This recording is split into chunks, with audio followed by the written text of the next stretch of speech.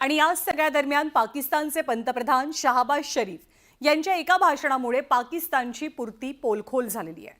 बढाई मारण्याच्या नादामध्ये शहबाज शरीफ यांनी ऑपरेशन सिंदूरनं पाकिस्तानचं कसं कंबरड मोडलं याची कबुलीच दिली आहे। त्यामुळे आधी हल्ले आणि नुकसान नाकारणाऱ्या पाकिस्ताननं भारताचं यश स्वतःच्याच तोंडातनं जगाला सांगितलंय। पाकच्या पंतप्रधानांचा मोठा कबुलीनामा। जनरल सईद आसिम मुनीर ने मुझे सिक्योर फोन पे मुझे बताया हिंदुस्तान ने अपने बैलिस्टिक मिसाइल अभी लॉन्च किए हैं। एक नूर खान एयरपोर्ट पे गिरा है और कुछ और दूसरे इलाकों में गिरे हैं। भारतानं नूर खानवरती हल्ला केल्याचं केलं मान्य। एक नूर खान एयरपोर्ट पे गिरा है और कुछ और दूसरे इलाकों में गिरे हैं। पाकचा खोटेपणा जगासमोर उघड।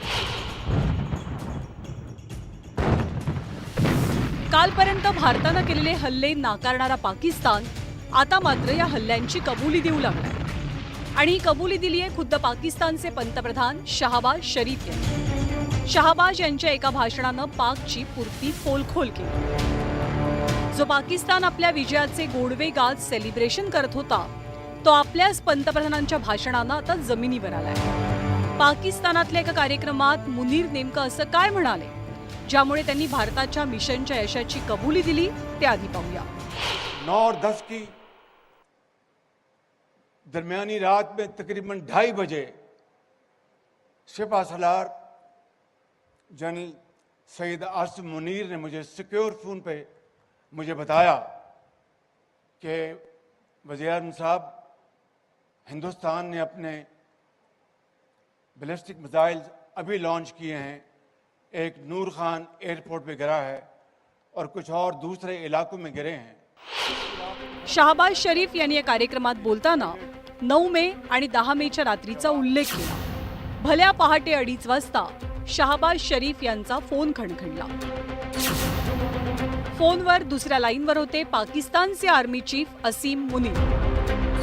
भारतानं क्षेपणास्त्र डागत नूर खान एअरबेससह अन्य ठिकाणी हल्ला केल्याची माहिती असीम मुनीर यांनी दिली। त्यानंतर पाकिस्ताननं स्वतःच्या आणि चीनी तंत्रज्ञानाच्या सहाय्यानं आपल्या देशाचं रक्षण केल्याचंही त्यांनी सांगितलं। पण आपल्या याच वक्तव्यातनं शहबाज शरीफ यांनी भारतानं पाकिस्तानात केलेल्या नुकसानाचा कबुली जबाबच दिलाय।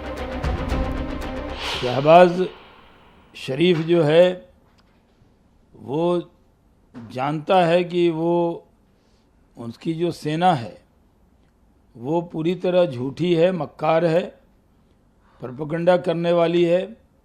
वो तो खबरों को भी अलग से पेश कर देते हैं। बरं, पाकिस्तानचे हे पंतप्रधान इतक्यावरच थांबले नाही तर पुढे आणखी बढाई मारत त्यांनी शस्त्रसंधीचं श्रेय लाटण्याचाही प्रयत्न केला।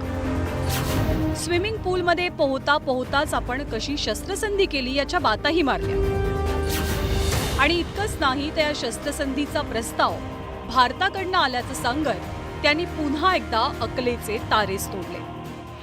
सुबह का वक्त था। मुझे सुबह में फजर के बाद मैं स्विमिंग करता हूं तो मैं एहतियातन अपना सिक्योर फोन साथ ले गया और मैंने ज़िया को कहा कि ज़िया यार अगर कोई घंटी बजे तो मुझे फौरन बताना। As luck would have it वो घंटी बजी तो जनरल आसिम मुनीर लाइन पर थे। कह लेंगे कि वज़ीर-ए-आज़म हमने बड़ा भरपूर उनको जवाब दिया है। जो देश जळत असतो त्याचे पंतप्रधान असे पाण्यात डुंबताना निर्णय घेत नाहीत हे समजण्या इतपत जनता नक्की शहाणी आहे। त्यामुळे शरीफ यांच्या हुशारकीनं भलेही पाकिस्तानचे नागरिक खुश झाले असतील पण या पोकळ बातांनी आंतरराष्ट्रीय पातळीवर पाकिस्तानची पुन्हा एकदा शोभा झाली आहे हे नक्की। Bureau report, news 18 Lokmat.